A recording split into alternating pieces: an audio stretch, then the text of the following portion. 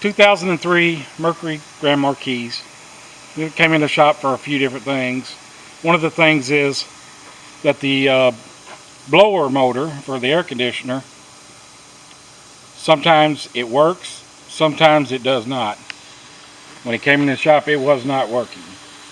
And I remember back when I used to work for the Ford dealership for a number of years, the easiest way to test that, or the quickest way, was just turn the key on, turn your blower on high, and then I would kind of tap the motor with a rod or metal rod or something.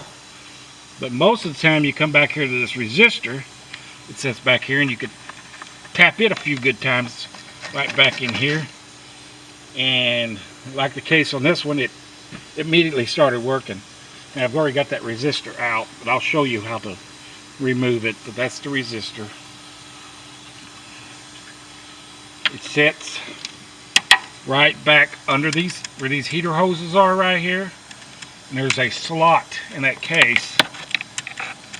Let me see if I can stick my light in that slot and show you where it goes. It's right back there. Electrical connector hooks into it, and then you'll have two 8mm screws that need to be removed. But anyway, I'll show you how to do that. Okay, first thing I'm going to do, I'm going to remove this little valve here out of my way. Just give me a little more room. Little electrical connector, little vacuum hose that hooks to the bottom, two 10mm nuts.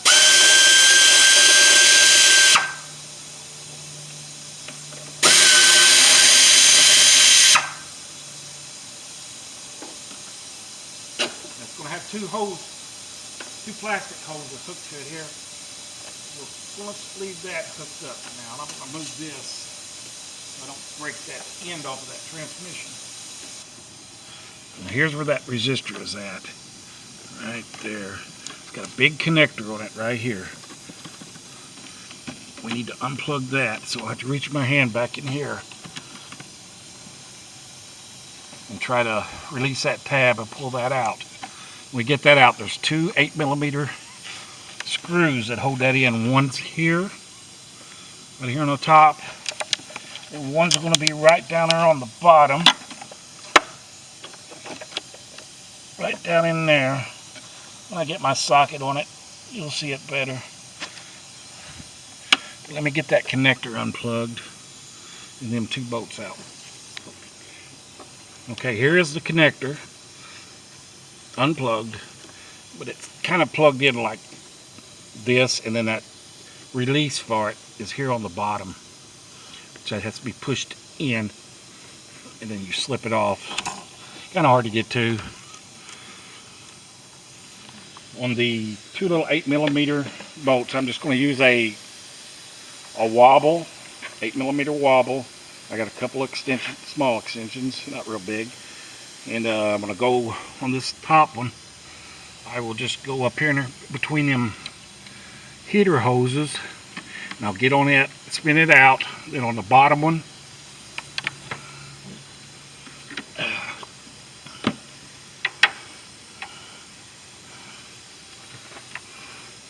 I will go up under these hoses right here. I'll lift these up and get up in there on that. Well, I don't have to lift them up. It's right there. I don't know if you can see it. Hopefully. And I'm on it right there. So I'm going to remove them two bolts out. That is the resistor. Now, when you take this out, you're back here to it, you're going to think there's no way I can get that out of there because of that heater hose and all that stuff, but I couldn't film it while I was doing it. But say it was bolted in like this, what you're going to do, you're going to bring it out.